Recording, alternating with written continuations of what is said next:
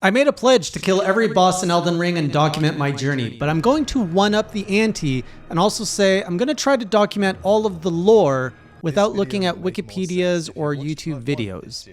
Welcome back, Classy Crew, to an Elden Ring Journal, another one where I document my journey playing through this game.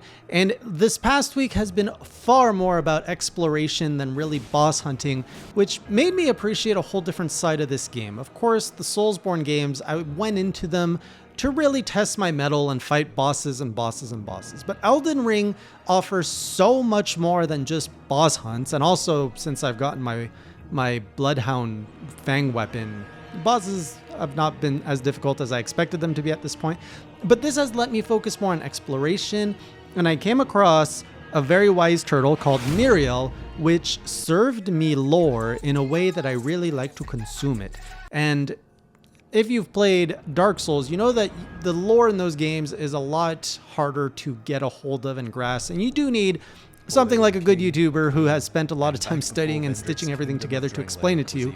But I feel in Elden Ring, I can already start grasping what the lore is. And so I want to focus these journals on stitching together what I'm learning just through my journey, my organic journey. And by the end of it, I know I'm going to be missing a lot. I'm not going to have it all, but I'm curious to see in my first playthrough, how much of it can I grasp and how much of it can I put together? So let me walk you through that, and then we're going to talk about really what I've learned about Miriel.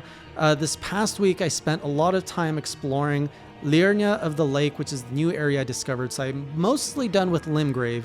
I've kind of exhausted the places I want to explore in Limgrave, and I've actually finished killing the last boss that was on my map there, which was the ancient hero of Zamor, which destroyed me before. But now going back with my Bloodhound Fang, he was a lot more manageable. I was also a lot more buffed up. I think I was like 15 levels higher than the last time I took him on. So with that, I set it out to, so you have the lake in Liurnia of the Lake, of course. I decided I don't like water. I know I don't like water. So I'm going to focus on the east side where it's all land, and we're just going to see what's up there. And honestly, it took me 4 hours to do that entire stretch of land. Now, next stream, I don't know if I'm going to do the west coast or focus actually in the water zone or both, but the east side has been discovered. So the first place I went to was the Carrion Study Hall. And this place is like a tower where there was this really interesting fight mechanic that I like how they set up. Basically, you get all these ghosts that spawn for melee attacks, and then you're basically chasing this mage user who shines this like blue ball light with all these missiles that come at you. And while you're fighting the other melee things that she summons, she hits you with this like really powerful bow. So it's a really interesting fight because you're constantly chasing her, fighting the melee users, and watching her while you're fighting the melee users so you can dodge the bow. I really enjoyed that chase, and you're rewarded with one of her spells if you kill her. Otherwise, I hit a dead end there, so I could see that there was like a spiral staircase in the ceiling, that there's got to be a way to bring it down. There is an item that you can put at the beginning of this tower, which I clearly didn't have. So I'm going to have to come back when I find whatever that item is. Kept exploring that area, came across another Tibia Mariner? I don't know. But I'm not going to focus on bosses I've already killed. If you care about it's the guy in a boat. He was even not that memorable the first time I fought him. Anyways, kept working my way south. Found another catacomb called the Cliff Bottom Catacombs. Really enjoyed exploring that one, and fought another similar boss which I had killed previously. This one was an Erdtree Burial Watchdog again. However, this one had more magic spells to it, but it fell pretty easily, and he gave me the Kaiden Sellsword Ashes. All the way at the bottom near the bridge, I came across a chariot with a chest in there, and there was a really cool weapon called a Tree Spear, which Chad got a little excited about. Now, I'm not much of a spear user, and I think this one is also, I think you need faith or something. It looks more than just a melee weapon. So I'm sure it can do something cool, but I'm probably not going to use it because there's just too many weapons.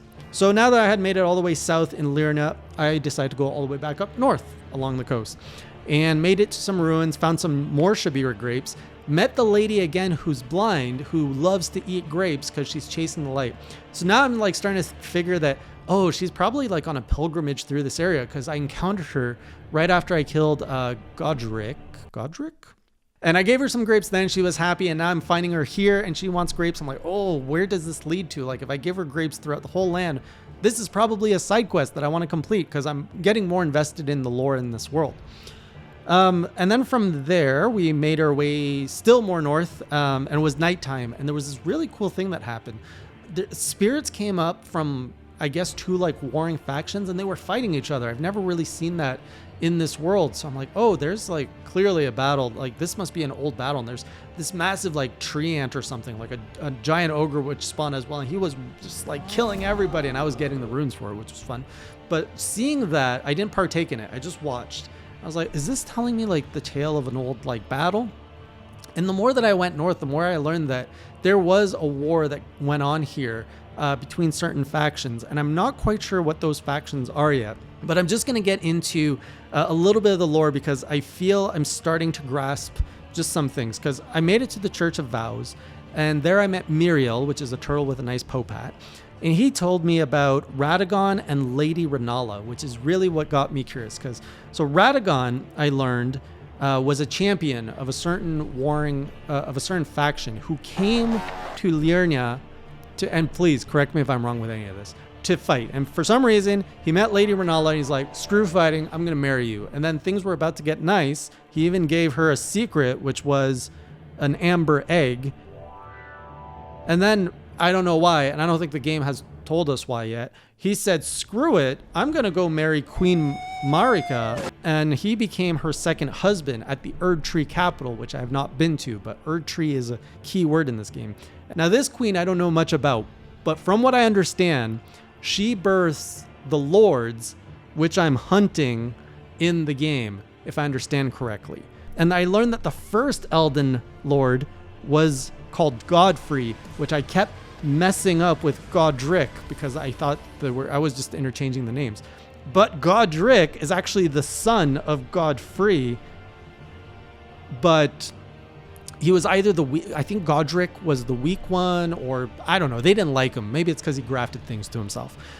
So I'm learning, okay, so we have Queen Marika, married Godfrey. I don't know what happened to Godfrey. He died eventually or something. And then she decided to marry Radagon, and that made Lady Renala very sad. And now she's holding an amber egg in the library somewhere in this region because Lady Renala is the governor of the Academy of Raya Lucaria, which is kind of the region that I'm focusing on, this kingdom.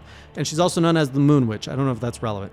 So back to my exploration. It was nighttime in that area. I came across another unique boss, which was the Night Cavalry.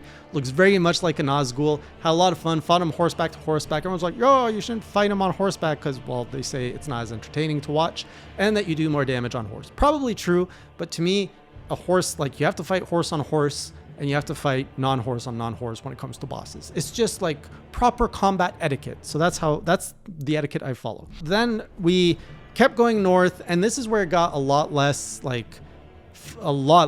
So I came across like these beastmen, which had terrible snipers terrible as in they were killing me. So they were actually excellent snipers.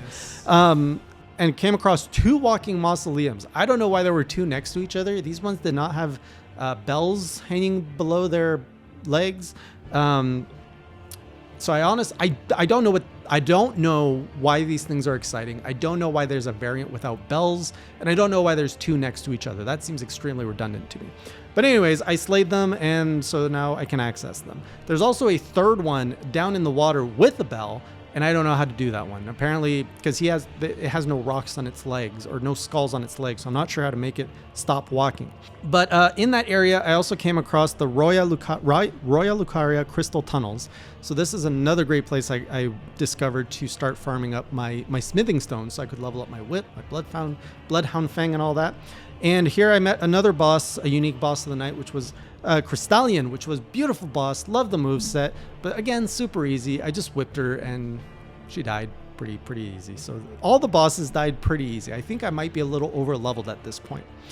From here, I spent a lot of time in the hub, again, piecing together lore. So I learned that the hunter girl that I met in Limgrave, sorry, I don't remember her name, but I learned that she is the adopted daughter of the guy with the mask who looks like the Mandalorian who sits at the table. And that guy is Sir Gideon Ofair. He is the leader of the Round Table. He's a very important character from what I understand. And now I understand he has an adopted daughter and she's going to leave. I don't know what she's going to do. So he's giving me all this good stuff, telling me Godric is Godfrey's son. He talks about Rodan, Rykard, Morgott, Renala, and Nefeli.